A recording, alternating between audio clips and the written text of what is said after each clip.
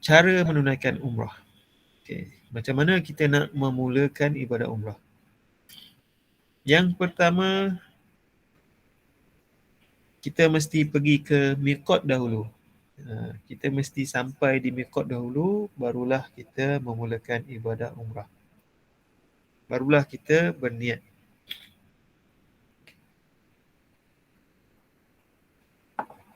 Dalam ibadah umrah ini, seperti yang saya sebutkan tadi, kita ada 4 rukun yang mesti kita selesaikan. Selain daripada 4 rukun, kita ada juga sunat-sunat umrah. Yang mana sunat-sunat umrah ni, ada yang kita boleh lakukan dan ada yang kita tak boleh nak lakukan.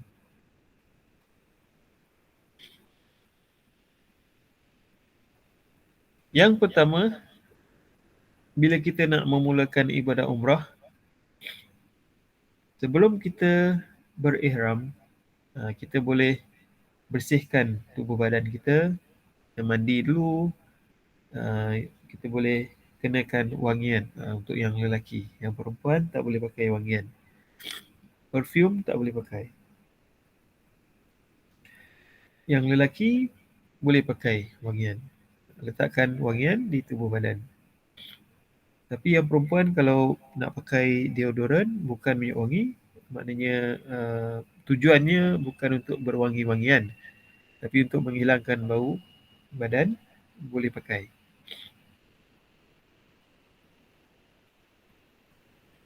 Itu antara sunat-sunat umrah. Kita mandi dulu, kemudian mengenakan wangian yang lelaki. Sebab Rasulullah SAW pernah Aisyah radhiyallahu anha mengenakan wangian pada badan baginda. Kemudian di miqat, kalau kita berada di Zulhulaifah, kita solat dulu. Kita solat dulu sebab Rasulullah SAW suka memulakan umrah selepas solat. Jadi solatlah di masjid Zulhulaifah tu, sama ada solat wuduk ke, ataupun solat tahiyatul masjid ke, ataupun apa-apa solat. Solat fardu pun boleh. Dan solat ini juga ada orang panggil dia sebagai solat sunat ihram. Cumanya Nabi SAW dia tak sebut solat sunat ihram. Bagi dia SAW dia suka solat dahulu sebelum menunaikan ibadah umrah. Apa-apa solat. Apa-apa solat yang sesuai lah dekat Zulhulaifah tu. Selepas solat, baginda SAW dah ready. Baginda SAW menaiki kenderaan. Baginda menaiki kenderaan baginda, iaitu unta. Bila dah ready atas kenderaan, barulah baginda memulakan ibadah umrah. Baru mula niat. Dan baginda SAW sebut, labbaik Allahumma umratan wa hajjan. Labbaik Allahumma umratan. Jadi kita disunatkan juga sebut labbaik Allahumma umratan. Bila kita dah ready di atas kenderaan, kita disunatkan untuk sebut labbaik Allahumma umratan. Dan dalam hati kita niat untuk umrah. Kita nak mula dah umrah. Labbaik Allahumma umratan ini antara sunat-sunat umrah. Kalau kita tak sebut pun, insya-Allah tak ada masalah. Cuma hilang pahala sunat lah.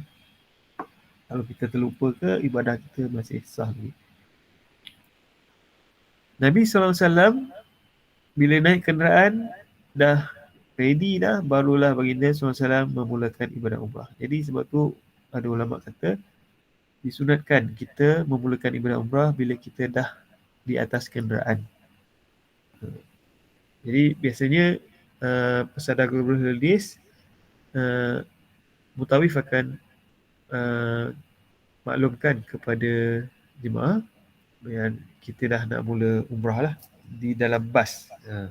Kita nak ambil pahala untuk memulakan ibadah umrah di atas kenderaan. Ni kalau di Zulhulaifah. Kalau di atas pesawat, biasanya uh, ada pengumuman mengatakan bahawa kita dah hampir dengan Qarnul Manazil, tempat miqat. Kita menghampiri Qarnul Manazil 1 jam dari sekarang contohnya. Kemudian 30 minit dari sekarang. Jadi masa pengumuman itu dilakukan, kita pun bersedialah. Kalau masih ada pakaian yang lelaki, kalau masih pakai spender contohnya, kita kena tanggalkan. Kalau tak nanti kita kena dam. Yang perempuan kalau pakai purdah, bila nak memulakan ibadah umrah, ya masa tu kita buka purdah kita. Kalau pakai nanti kena dam. Jadi ini beberapa perkara yang kita disunatkan untuk melakukannya ketika umrah, ketika memulakan ibadah umrah. Okay? Jadi disunatkan kita sebut labbaik Allahumma umratan. Maksudnya saya penuhi panggilanmu ya Allah secara menunaikan umrah. Orang yang pergi haji mereka sebut labbaik Allahumma hajjan. Kalau yang buat haji yang digabungkan dengan umrah mereka sebut labbaik Allahumma umratan wa hajjan. Okay. Jadi lafaz ini umpama kalau dalam solat tu kita bertakbir Allahu Akbar, maka kita mulalah ibadah solat kita. Dan kita pula bila kita sebut labbaik Allahumma umratan, maka kita mulalah ibadah umrah kita.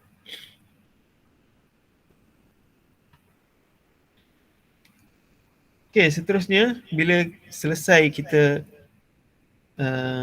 memulakan ibadah umrah, kita dah masuk dalam ibadah umrah, kita boleh niat bersyarat bila perlu.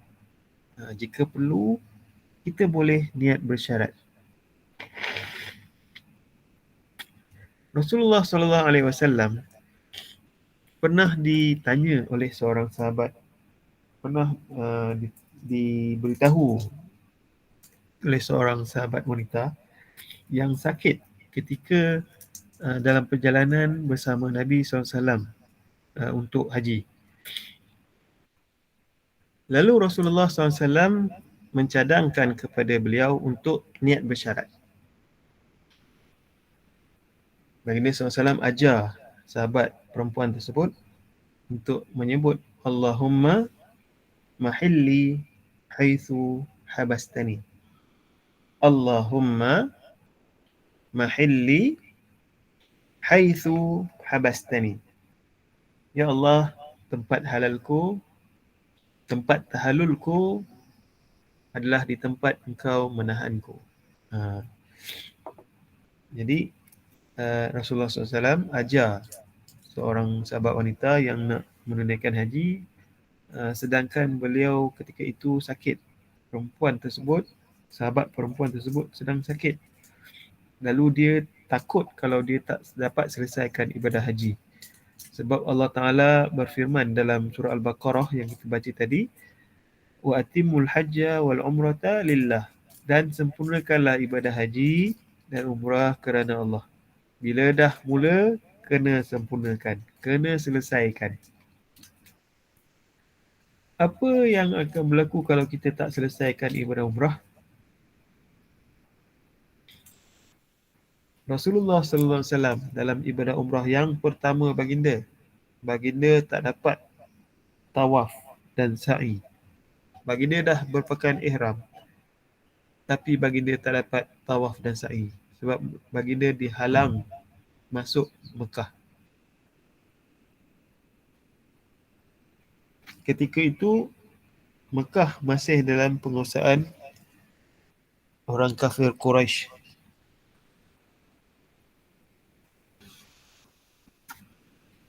Jadi baginda dan sahabat baginda seramai 1,400 orang terkandas di satu tempat yang bernama Hudaibiyah. setelah 8 hari perjalanan daripada Zulhulaifah, bila hampir sampai di Mekah, baginda SAW dapat maklumat ada sekatan jalan oleh kafir Quraisy. Lalu baginda SAW mengelak jalan tersebut, baginda ikut jalan lain, tukar haluan, sampailah di Hudaibiyah. Sikit lagi Hudaibiyah tu sempadan dengan tanah haram. Akan tetapi bila sampai di Hudaibiyah, kenderaan baginda SAW tak bergerak. Kenderaan baginda SAW tidak bergerak. Lalu baginda SAW faham bahawa ini adalah takdir Allah Azza wa Jalla yang tidak membenarkan baginda SAW teruskan ibadah umrah. Oleh kerana itu, Rasulullah SAW terpaksa berpatah balik. Akan tetapi, baginda sekarang dalam keadaan ihram. Jadi baginda kena selesaikan ibadah umrah dahulu. Jadi baginda SAW terpaksa menyembelih sembelihan. Baginda kena dam, yang dipanggil ulama panggil dam muhsar. Dam muhsar. Dam muhsar iaitu dam sebab tidak selesaikan ibadah umrah. Jadi orang yang tak niat bersyarat, Rasulullah SAW masa haji pertama baginda SAW tidak niat bersyarat. Dan baginda wallahu alam sama ada baginda niat bersyarat dalam semua umrah baginda atau tidak, saya tidak pasti. Tetapi baginda mengajarkan niat bersyarat ini kepada sahabat yang khawatir tidak dapat selesaikan ibadah umrah kerana sakit. Dan baginda SAW dalam umrah yang pertama baginda tidak niat bersyarat. Jadi dengan sebab itu baginda kena dam, iaitu baginda kena sembelih. Bukan baginda saja, sahabat-sahabat yang ikut sama kena sembelihan. Kemudian baru bercukur. Jadi selesai bercukur, cukur rambut maksud saya, cukur rambut, selesailah ibadah umrah baginda sallallahu alaihi wasallam. Tapi orang yang niat bersyarat, bila berlaku satu perkara yang menyebabkan dia tidak dapat meneruskan ibadah umrah, maka dia tidak perlu lagi untuk dam, untuk membayar dam. Dia dah dikira tahallul secara automatik dengan dia niat bersyarat. Jadi bila kita nak niat bersyarat ni, masa di miqat. Bila kita dah masuk ibadah umrah, kita pun niat bersyarat kalau perlu. Macam contohnya, sahabat tu dia sakit, Rasulullah SAW ajar dia niat bersyarat. Sama juga dengan wanita haid. Para ulama membenarkan orang yang haid, dia takut, dia tak sempat nak selesaikan ibadah umrah dia sebab haid. Jadi dia boleh niat bersyarat. Contohnya bila sampai ke miqat, dia dalam keadaan haid. Dan dia tak pasti dalam tempoh 5 hari tu haid dia berhenti ke tak. Jadi dia niat bersyarat. Jadi dia dalam keadaan ihram dan dia dikira bertahallul bila berlaku masalah mana dia tak dapat nak selesaikan ibadah umrah dia. Bagi wanita yang contohnya bila sampai di miqat dia baru saja selesai haid contohnya. Baru saja selesai haid. Dia dah suci.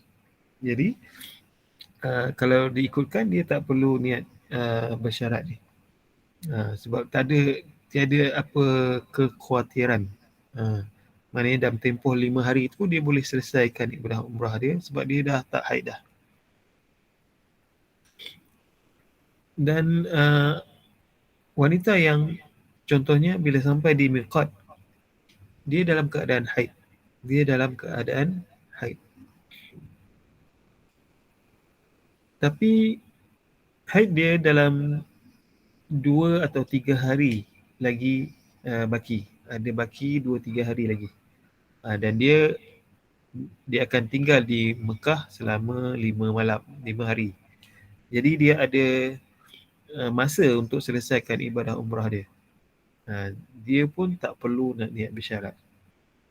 Sebab dia yakin dia akan dapat selesaikan ibadah umrah dia. Jadi bila sampai di Mekah, dia tunggu sampai dia suci, dia mandi, kemudian baru dia tawaf. Maknanya dia tak tawaf bersama dengan jemaah lain. Sebab dia dalam keadaan haid. Dia tunggu dia selesai. Tunggu di hotel dulu.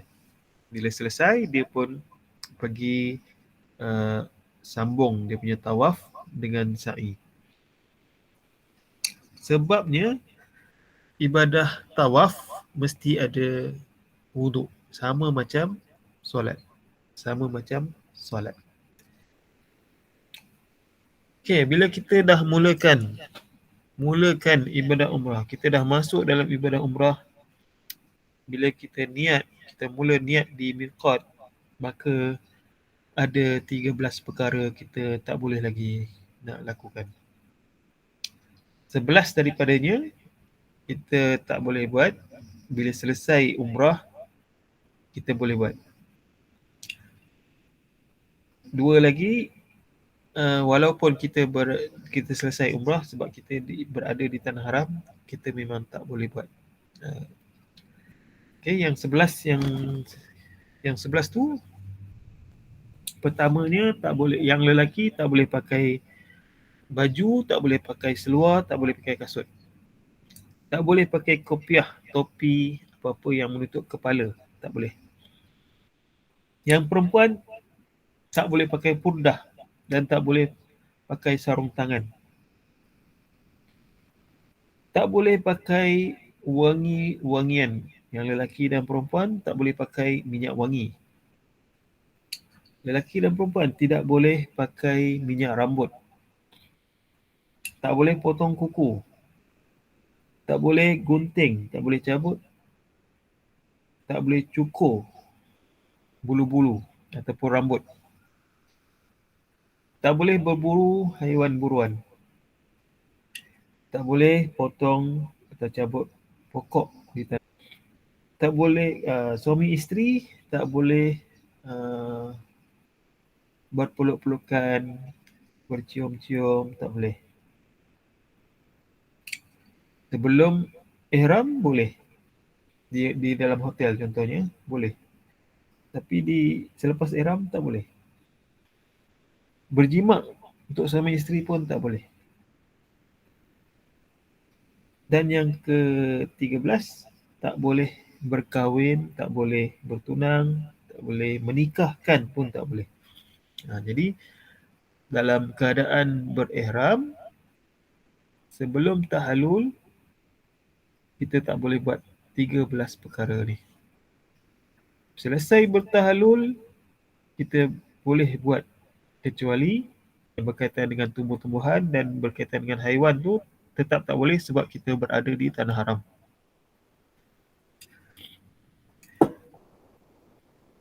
Bagi sesiapa yang melanggar larangan ihram ini, mereka perlu membayar dam. Dam ini juga dikenali sebagai denda ataupun fidyah. Perkara yang sama.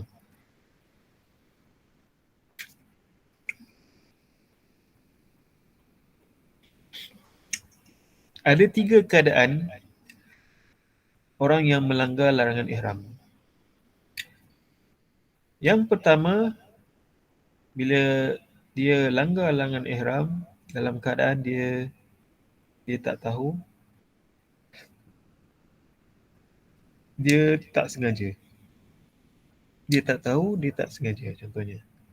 Jadi dia tak berdosa dan tidak kena dam. Pada zaman Rasulullah SAW, ada seorang sahabat diriwayatkan bertemu dengan Rasulullah SAW. Dia hendak menunaikan haji atau umrah, saya tak ingat.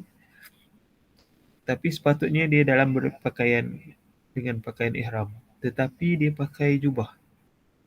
Dia pakai pakaian. Dan di pakaian beliau juga terdapat kesan minyak wangi. Ada kesan minyak wangi. Lalu Rasulullah SAW memerintahkan dia untuk menanggalkan baju beliau, jubah beliau, dan baginda SAW perintahkan untuk cuci badan yang terkena minyak wangi. Dan Rasulullah SAW tak minta dia untuk bayar dam. Jadi ada ulama kata daripada hadis ini menunjukkan bahawa orang yang tak tahu, contohnya bila dia tahu, dia segera menghilangkan larangan tu, maknanya dia pakai pakaian bukan pakaian ihram. Bila sebab dia tak tahu, bila dia tahu, dia cepat-cepat dia tanggalkan, dia pakai pakaian ihram. Jadi dalam kes ni tak kena dam, sebab dia buat tu tak sengaja, sebab dia tak tahu. Yang kedua, dia buat kerana terpaksa. Dia tahu tak boleh, tapi dia terpaksa buat. Dalam kes ni, dia tak berdosa, tapi dia kena dam. Zaman Rasulullah SAW dulu, ada seorang lelaki, seorang sahabat yang diserang kutu. Jadi di rambut, di kepala dia penuh dengan kutu sehingga merayap-rayap di muka dia. Lalu bila Rasulullah SAW berjumpa dengan dia, Rasulullah SAW memerintahkan, mencadangkan beliau untuk mencukur rambut. Sedangkan orang yang sedang berihram tak boleh cukur rambut. Tapi Rasulullah SAW cadangkan untuk dia cukur rambut. Lalu dia pun bercukur. Dan perintah Rasulullah SAW tu, Rasulullah SAW kata kat dia, cukurlah rambutmu dan sembelihlah sembelihan atau berilah makan orang miskin atau berpuasalah 3 hari. Jadi daripada hadis ni, kata ulama, orang yang melakukan larangan ihram kerana terpaksa, dia tidak berdosa, tapi dia kena bayar dam. Dan dam yang dikenakan itu, dia boleh pilih sama ada dia nak sembelih sembelihan, nak sembelih seekor kambing, ataupun dia nak puasa 3 hari, ataupun dia nak menjamu orang miskin, 6 orang miskin jamu makan.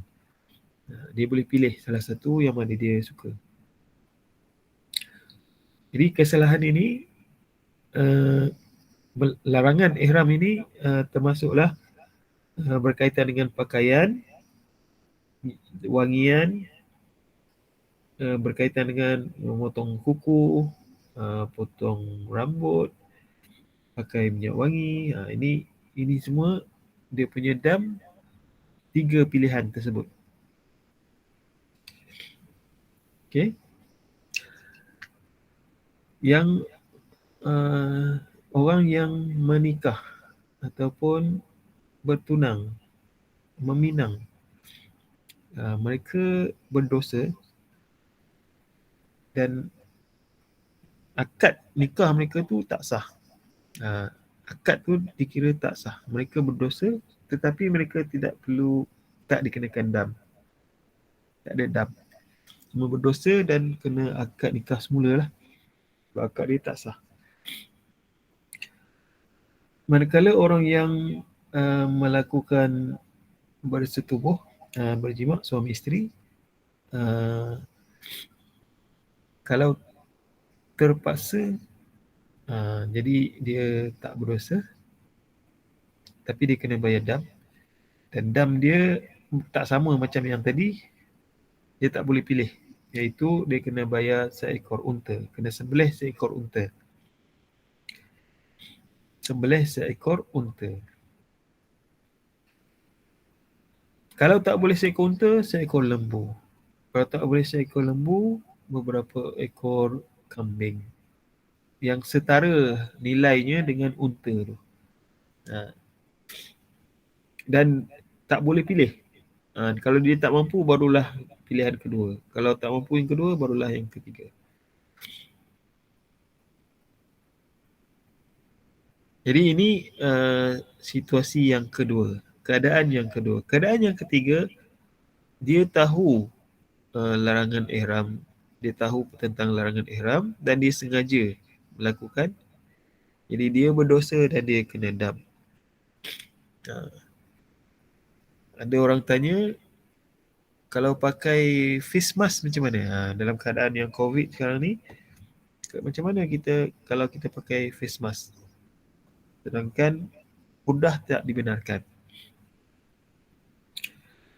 Fatwa yang telah keluar berkaitan dengan perkara ini mengharuskan untuk kita pakai face mask tanpa kena dam. Sebab diperlukan.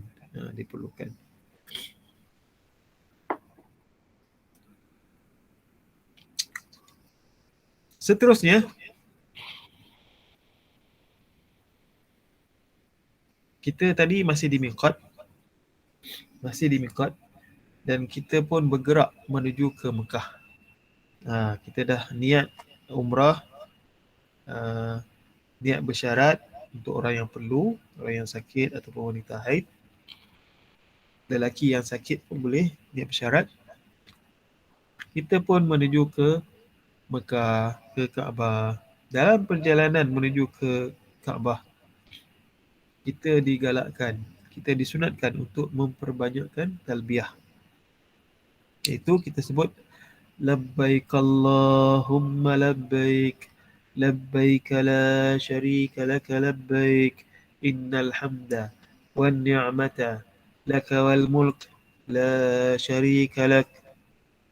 لبيك اللهم لبيك لبيك لا شريك لك لبيك إن الحمد والنعمة لك والملك لا شريك لك لبيك اللهم لبيك لبيك لا شريك لك لبيك إن الحمد والنعمة لك والملك لا شريك لك. Kita ulang-ulang talbiyah ini sampailah sebelum kita memulakan tawaf. Ini juga adalah salah satu daripada sunat umrah. Memperbanyakkan talbiyah. Namanya talbiyah. Yang lelaki digalakkan untuk memperkuatkan suara. Yang perempuan baca pelan-pelan saja. Dan inilah keadaannya dalam pesawat. Dalam pesawat kita pun bertalbiyah juga. Orang yang naik bas pun bertalbiyah juga. Talbiyah ni kalau dalam solat contohnya, bila kita kena baca subhana rabbiyal a'la wa bihamdih, subhana rabbiyal a'la wa bihamdih, biasanya masa sujud. Itu tempoh tu kita kena banyakkan subhana rabbiyal a'la wa bihamdih, ulang-ulang itu.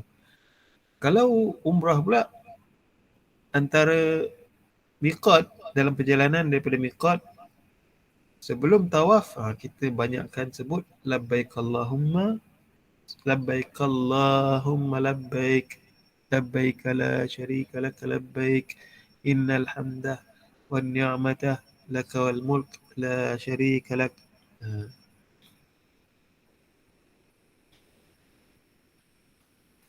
Dan jemaah pesada biasanya jemaah akan duduk dalam bas lah. Ini bukan jemaah pesada ya.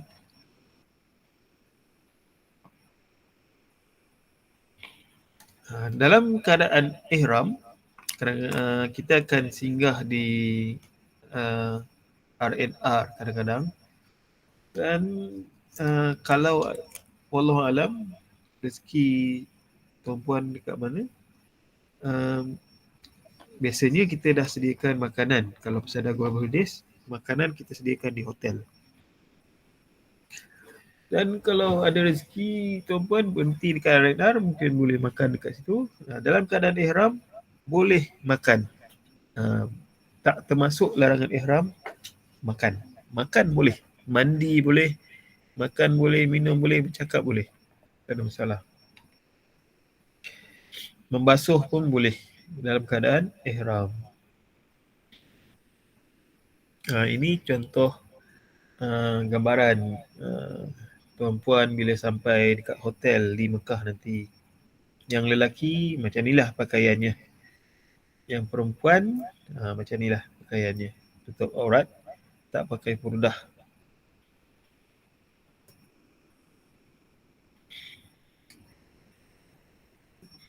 Okay.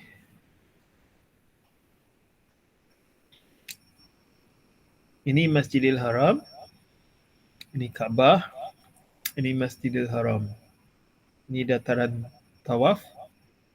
Ini Bukit Safa. Ini Bukit Marwah.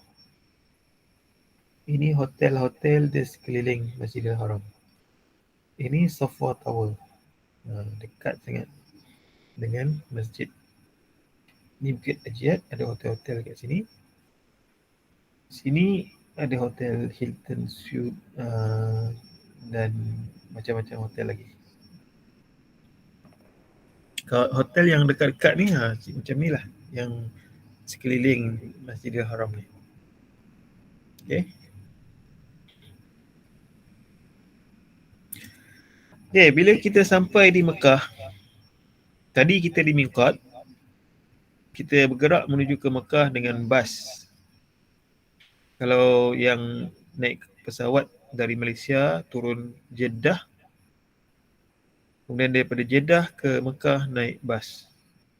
Bila sampai di Mekah, kita akan check in hotel dulu, simpan barang-barang di hotel, boleh mandi. Biasanya kita bagi rehat dalam 20 minit, mungkin sejam ataupun 2 jam. Makan dulu, mandi dulu kalau perlu. Mandi dululah sebab penat dalam perjalanan tu. Kalau perlu tukar pakaian ihram, boleh tukar pakaian ihram. Tak ada masalah. Kemudian kita berkumpul di lobi hotel untuk sebelum menunaikan ibadah tawaf. Biasanya kita akan diberi taklimat apa yang perlu dilakukan selepas ini.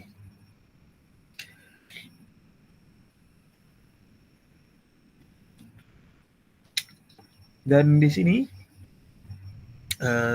kita akan ada petugas yang akan ambil, mungkin insyaAllah ada petugas yang akan ambil jemaah yang perlu upah tolak kursi roda dan yang ingin tawaf dan sa'i menggunakan skuter.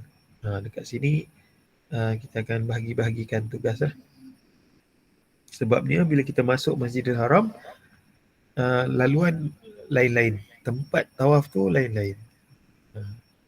Orang yang jalan kaki, mereka akan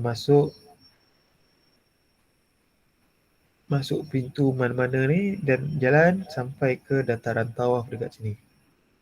Kemudian mereka akan tawaf. Kemudian mereka akan pergi ke Bukit Safa. Dia akan pergi ke Bukit Safa.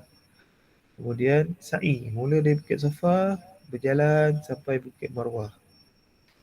Bukit Marwah, patah balik Safa. Sampai 7 round. Lepas tu pergi cari kedai gunting rambut untuk bertahalul.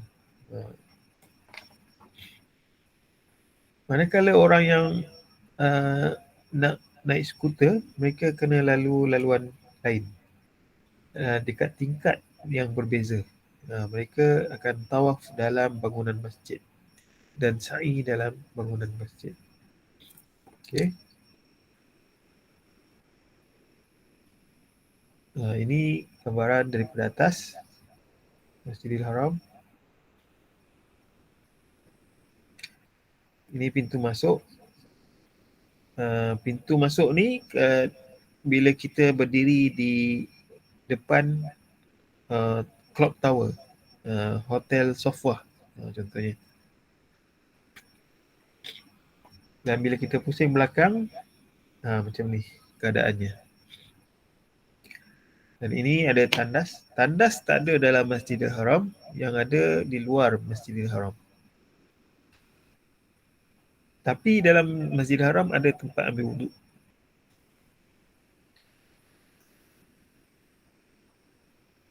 Ini tandas di luar Masjidil Haram. Yang warna biru ni untuk lelaki, yang perempuan warna pink. Dia punya signboard dia.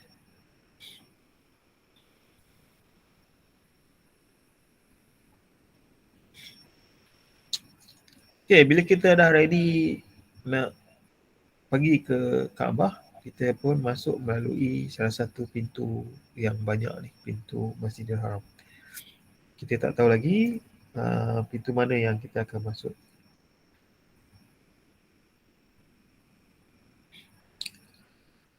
Daripada masjid, kita pergi ke Kaabah.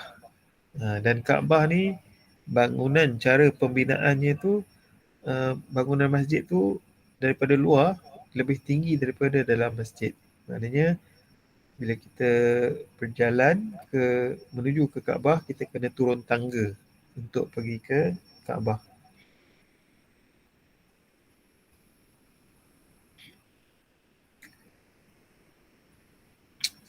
Akhirnya sampailah kita ke Kaabah. Apa kita nak buat bila sampai Kaabah? Sebelum tu, masa kita nak masuk ke Kaabah ni, masa kita nak masuk ke sini, biasanya kita nasihatkan jemaah untuk bawa sekali selipar ataupun kasut yang perempuan pakai. Perempuan pakai kasut, perempuan bawa kasut. Yang pakai sandal, pakai selipar, bawa selipar. Supaya kita, bila kita nak keluar nanti, senang. Sebab kita tak tahu lagi pintu mana yang kita akan keluar. Kalau kita tak bawa kasut selipar kita, nanti habis masa untuk cari kasut dengan selipar kita bila selesai nanti. Jadi kita bawa siap-siap.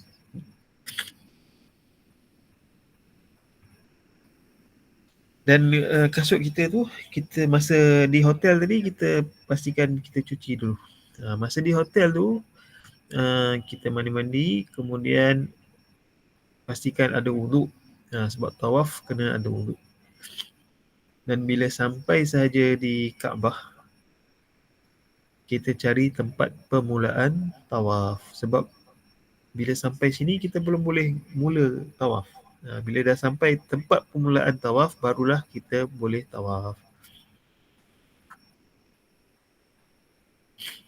Jadi kita cari tempat permulaan tawaf dulu, iaitu Hajarul Aswad, rukun Hajarul Aswad.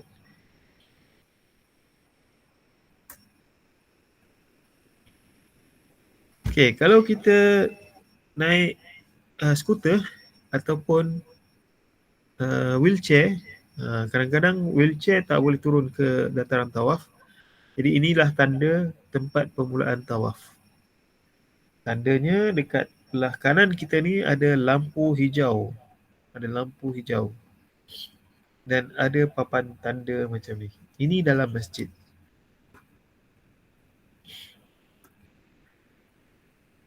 Di luar masjid, di dataran tawaf, mereka letak lampu ni di dinding masjid juga, belah kanan juga.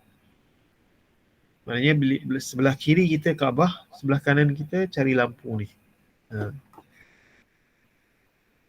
Lampu ni setentang dengan Hajarul Aswad.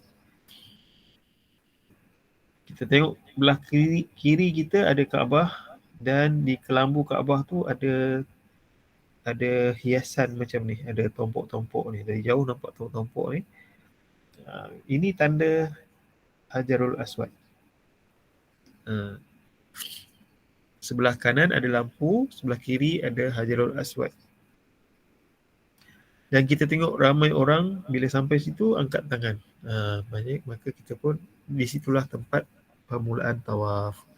Rasulullah SAW bila sampai di sini, Rasulullah SAW akan memulakan dengan mencium Hajarul Aswad, ataupun baginda akan mengusap Hajarul Aswad, kemudian cium tangan baginda yang usap tu. Baginda SAW juga pernah menyentuh Hajarul Aswad dengan tongkat baginda, kemudian baginda cium tongkat yang menyentuh, bahagian tongkat yang menyentuh Hajarul Aswad tu.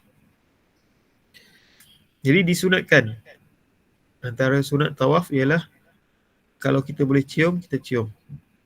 Kalau tak boleh cium, kita sentuh tangan, kita cium tangan kita yang menyentuh tu. Kalau tak boleh juga, disunatkan kita bagi isyarat tangan. Dan angkat tangan macam dalam gambar tu. Kemudian kita sebut Bismillah, Allahu Akbar. Bismillah, Allahu Akbar. Bismillah, Allahu Akbar. Bagi isyarat tangan.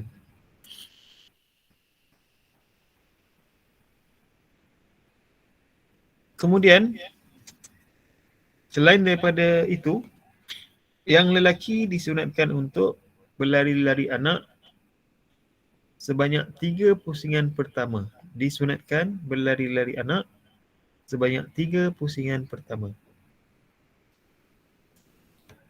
Selesai, selain daripada itu, yang lelaki disunatkan juga untuk membuka bahu kanan.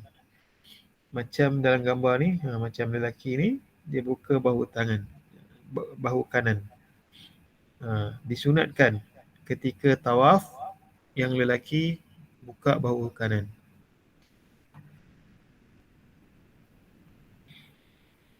Kemudian bila kita sebut Bismillah Allahu Akbar, angkat tangan, bagi isyarat tangan, Bismillah Allahu Akbar, maka mulalah ibadah tawaf kita.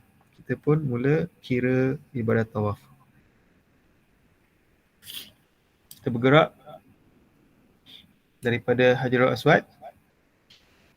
Sini Hajarul Aswad. Pusing Kaabah. Pusing sampailah Rukun Yamani. Ini adalah Rukun Yamani. Ini tanda Rukun Yamani. Dia ada line macam ni. Dekat bawah ni ada sedikit bukaan untuk kita sentuh.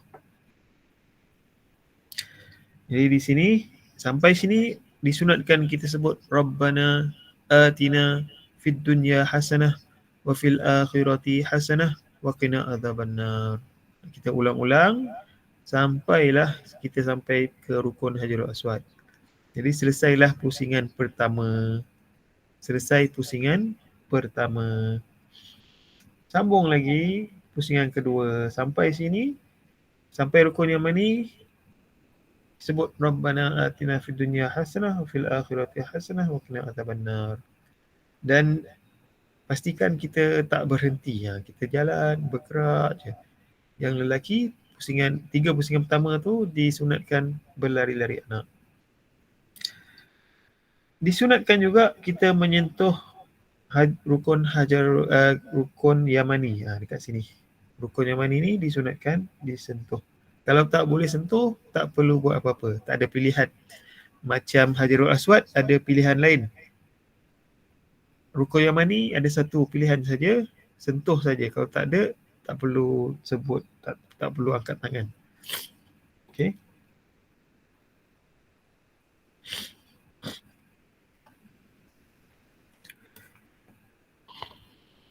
Ini gambar rukun Yamani. Tempat sentuh rukun Yamani. Menyentuhnya dihapuskan dosa.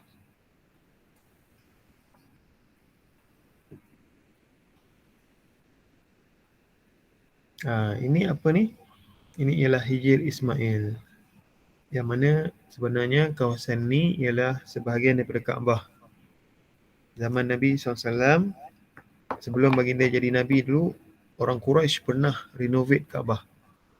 Mereka bina semula Kaabah. Tapi harta yang mereka kumpulkan, harta elok yang mereka kumpulkan tak cukup. Lalu mereka hanya dapat bina sampai takat ni saja. Jadi selebihnya ni dibiarkan macam ni. Jadi ini sebahagian daripada Kaabah. Bila kita tawaf, mesti lalu di luar kawasan ni. Tak boleh shortcut. Kalau shortcut sini, dia tak dikira satu pusingan. Dan selesai ibadah umrah, tuan-puan boleh cuba masuk sini untuk solat. Solat di sini umpama solat dalam Kaabah. Tapi pastikan selesai umrah. Jangan buat masa umrah.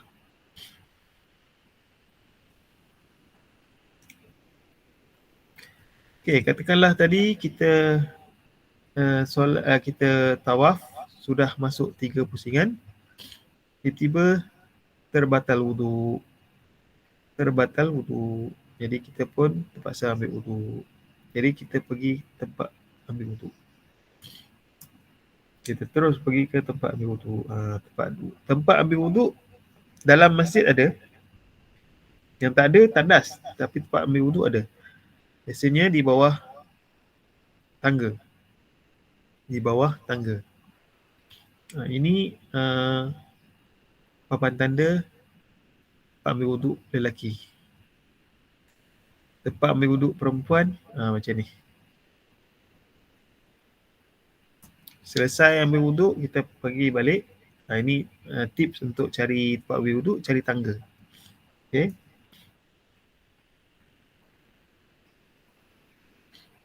Selesai ambil wuduk, kita patah balik, kita pergi ke Kaabah.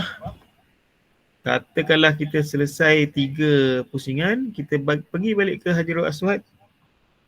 Kita mulakan untuk pusingan yang keempat. Pusingan keempat selesai, pusingan kelima, pusingan keenam, pusingan ketujuh. Selesai pusingan ketujuh, selesailah ibadah tawaf kita. Bila sampai pusingan yang ketujuh, tiba-tiba kita confuse. 7 ke 6. Kita tambah saja satu lagi. Kita ambil yang yakin, iaitu yang 6 tu. Selesai ibadah tawaf, Rasulullah SAW akan pergi ke belakang makam Ibrahim. Ini gambar makam Ibrahim. Dalam ni ada tapak bekas batu yang ada bekas tapak kaki Nabi Ibrahim. Mereka bina macam sangkar ni.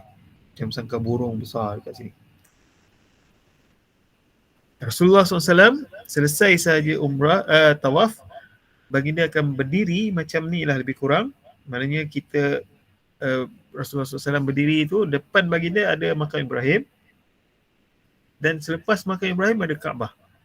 Baginda menjadikan antara baginda dengan Kaabah makam Ibrahim. Di tengah-tengah ada makam Ibrahim. Jadi disunatkan untuk kita ikut baginda SAW. Selesai tawaf, kita solat 2 rakaat di belakang makam Ibrahim. Macam ni lah keadaannya. Maknanya di belakang bahagian ni. Bila kita berdiri tu, kita nampak ada makam Ibrahim depan kita. Selepas makam Ibrahim, ada Kaabah. Okay. Solat sunat 2 rakaat. Rakaat pertama, baca Qul Ya Ayyuhal Kafirun. Rakaat kedua, kita baca Qul Huwallahu Ahad.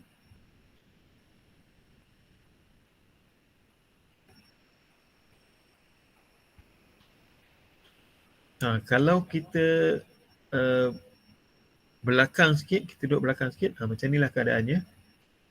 Dan pengurusan Masjidil Haram, mereka dah sediakan tempat untuk lelaki dan tempat untuk perempuan. Untuk perempuan di belakang bahagian lelaki. Jadi kita solatlah di kawasan yang sepatutnya. Kalau kita perempuan, kita solat dekat kawasan perempuan. Kalau lelaki, solat di kawasan lelaki. Kalau orang ramai sangat, kita solatlah di mana-mana. Solat sunat. Bila biasanya kalau bulan Ramadan penuh kawasan ni, memang tak ada kawasan untuk kita solat di belakang makam Ibrahim. Jadi solatlah di mana-mana yang boleh solat. Selesailah ibadat tawaf kita. Jadi kita pun selesai ibadat tawaf, kita pun pergi ke kita akan pergi buat sa'i. Rukun umrah yang ketiga. Jadi kita daripada Kaabah, kita bergerak menuju ke Bukit Safa. Ini bangunan menuju ke Bukit Safa. Rasulullah SAW selesai sahaja ibadah tawaf, solat, baginda pergi ke Telaga Zamzam, kemudian baginda minum air Zamzam. Disunatkan kita ikut baginda SAW. Cumanya sekarang tak ada lagi telaga. Telaga dah ditutup daripada kita. Kita tak boleh masuk ke telaga. Cuma disediakan tong Zamzam dekat tepi-tepi ni.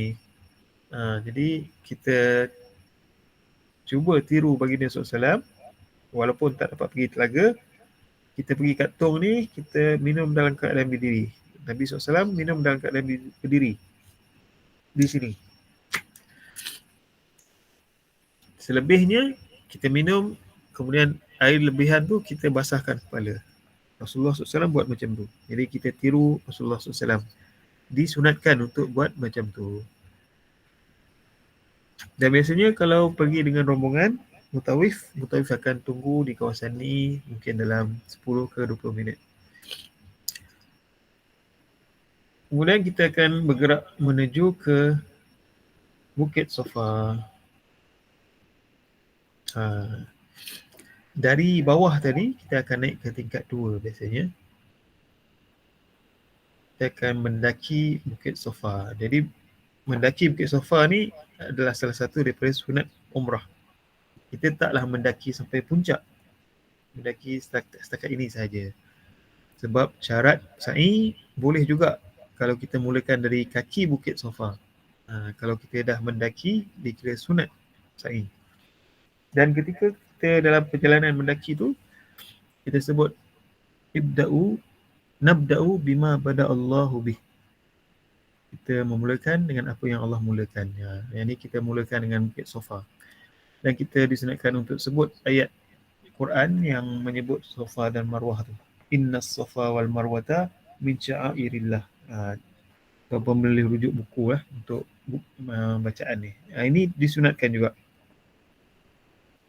Kalau tak baca pun sah kita punya umrah. Kemudian bila sampai ke Bukit Safa, kita menghadap ke Kaabah. Kemudian kita bertakbir 3 kali, Allahu Akbar, Allahu Akbar, Allahu Akbar. Kemudian kita bertahlil, La ilaha illallah wahdah, wa nasara abdah, wa hazamal ahzah, wa hazamal ahzab wa wahdah, wa azza jundah. Macam tahlil yang kita baca masa hari raya tu. Kemudian kita angkat tangan untuk berdoa. Lepas tu kita ulang takbir, lepas tu tahlil balik, angkat tangan berdoa. Doalah apa-apa yang kita nak doa. Minta daripada Allah. Kemudian takbir, tahlil, sudah. 2 kali angkat tangan berdoa, 3 kali takbir. Tengah-tengah antara ketiga tu kita doa. Dan doa-doa dan tahlil takbir ni boleh dapatkan dalam buku panduan. Kemudian ini perkara yang disunatkan.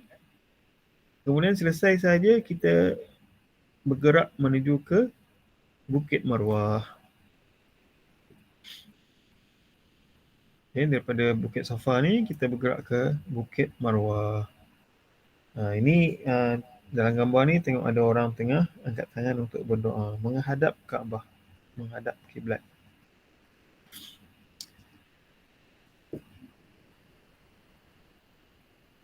Masa kita solat di belakang makam Ibrahim tu, yang lelaki tutup balik bahu sebab Nabi SAW larang kita solat dalam keadaan bahu terbuka.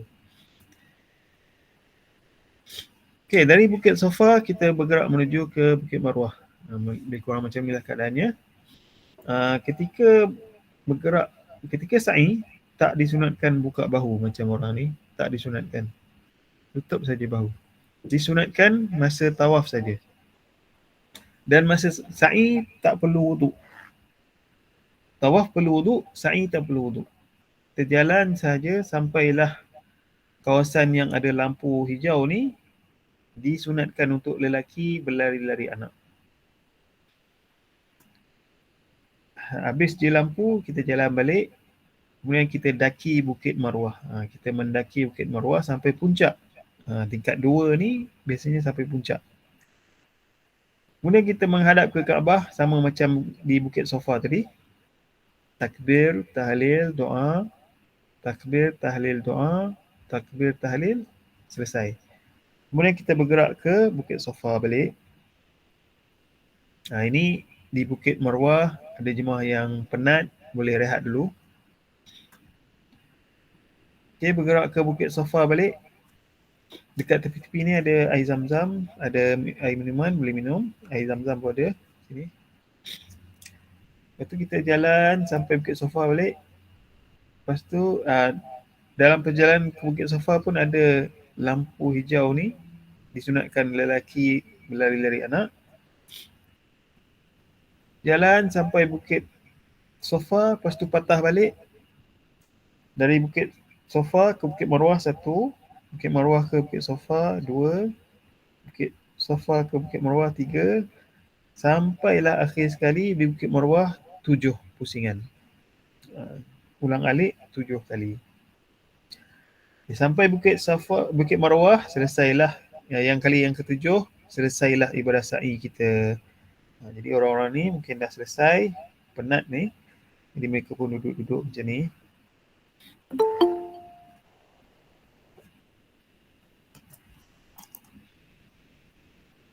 Ni jemaah ni tengah duduk, tengah rehat.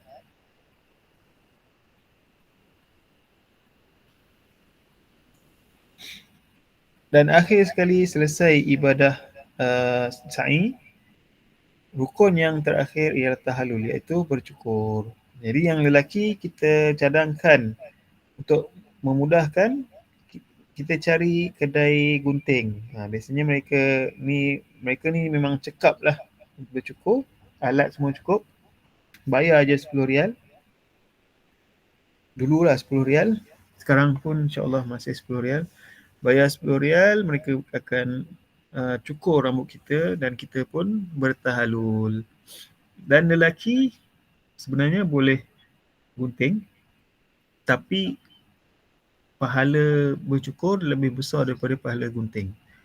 Nabi SAW mendoakan orang yang bercukur 3 kali lebih daripada orang yang gunting rambut.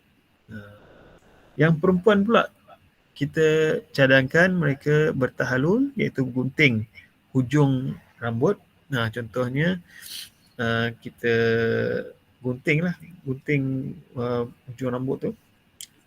Kita cadangkan mereka melakukannya di hotel. Lebih selesa. Lebih tertutup, lebih selesa. Selesai sahaja gunting, selesai sahaja bercukur, selesailah ibadah umrah kita. Ini gambar saya nak tunjukkan di mana kita nak cari yang lelaki lah. Di mana kita nak cari tempat gunting rambutnya. Di bawah hotel ni, di dekat bawah ni, ada banyak kedai gunting. Selesai tahallul, selesailah ibadah umrah kita. Alhamdulillah. Selesai sahaja bertahalul, larangan ihram yang 11 tu dah tak dilarang. Suami isteri dah boleh bersama semula. nak berpeluk ke bercium di hotel, dah boleh. Kalau ada yang nak potong misai, yang lelaki boleh dah. Potong janggut tak boleh. Potong janggut bukan potong janggut Nabi SAW melarang untuk lelaki. Kalau bukan potong, cukur. Cukur Nabi SAW larang. Kalau pendek kan boleh. Kemudian dah boleh pakai minyak wangi. Apa yang dilarang tadi, yang perempuan pakai purdah selesai tahallul, boleh pakai balik purdah. Okay. Jadi selesailah ibadah umrah kita. Jadi itulah dia cara-cara umrah. Mana kita yang pertama tadi, kita nak capai dalam sesi hari ini, kita nak tahu apakah dia umrah, yang mana kita dah jelaskan. Yang mana ibadah umrah ni kita melibatkan kita pergi ke Kaabah, kemudian kita berada dalam ihram, kemudian kita tawaf, kita sa'i dan bertahallul. Kemudian kita juga telah sebutkan kenapa kita pergi umrah, beberapa perkara, iaitu 5 perkara tadi. Yang pertama sebab ia diwajibkan. Kemudian kita sebutkan juga alasan kenapa kita pergi umrah, sebab kita tak nak fakir, sebab kita banyak dosa, kita nak Allah hapuskan dosa kita, dan kita ada banyak hajat. Masa kita umrah ni, dalam perjalanan umrah kita boleh banyak berdoa. Masa tawaf pun boleh, masa pusing-pusing tawaf tu, salah satu perkara yang kita boleh lakukan ialah berdoa. Masa sa'i pun kita boleh berdoa. Masa jalan sa'i tu nak baca apa? Boleh berdoa, boleh baca Quran, boleh berzikir. Yang penting tak boleh bercakap perkara yang tidak berfaedah, perkara yang keji. Kemudian kita sebutkan juga cara menunaikan umrah. Jadi dah selesailah dengan slide yang terakhir ini. Selesailah kursus kita yang mana kita cover 3 perkara, iaitu apa itu umrah, kita dah jawab. Kenapa kita pergi umrah, kita dah jawab. Dan yang ketiga, bagaimana cara umrah, kita pun dah selesai terangkan ketiga-tiga perkara ini. Itu saja sesi kursus umrah hari ini. Terima kasih kerana menyertai kursus. Saya harap semua dapat faham apa yang saya sampaikan. Apa yang salah dan silap itu daripada saya mohon ampun dan terima kasih. Subhanakallahumma wa bihamdika asyhadu an la ilaha illa anta astaghfiruka wa atubu ilaik. Assalamualaikum warahmatullahi wabarakatuh.